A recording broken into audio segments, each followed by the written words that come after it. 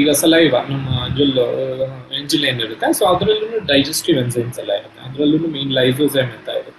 So ನಾವು chew ಮಾಡ್ಬೇಕಾದ್ರೆ ಎಷ್ಟೊಂದು ಫುಡ್ ಡೈಜೆಸ್ಟ್ ಆಗುತ್ತೆ ಅಂತ ನಾವೆಲ್ಲ ಬೇಸಿಕ್ ಸೈನ್ಸ್ ಅಲ್ಲಿ ಓದಿರ್ತೀವಿ.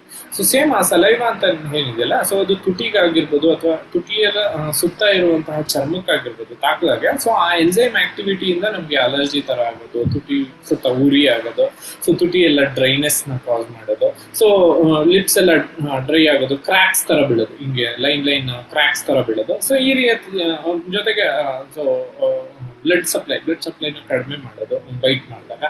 ಸೊ ಈ ರೀತಿಯಾದಂತಹ ಎಲ್ಲ ಪ್ರಾಬ್ಲಮ್ಸ್ ಕಾಮನ್ ಆಗಿ ಅದು ಕಾಣಿಸ್ತಾ ಬರುತ್ತೆ.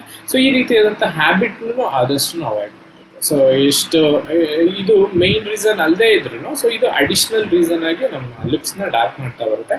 ಸೊ ಅಲಾಂಗ್ ವಿತ್ ಟ್ರೀಟ್ಮೆಂಟ್ ಆಗಿರ್ಬೋದು ಅಥವಾ ಬೇರೆ ಹ್ಯಾಬಿಟ್ ಜೊತೆಗೆ ಈ ಹ್ಯಾಬಿಟ್ ಆದಷ್ಟು ಖಂಡಿತ.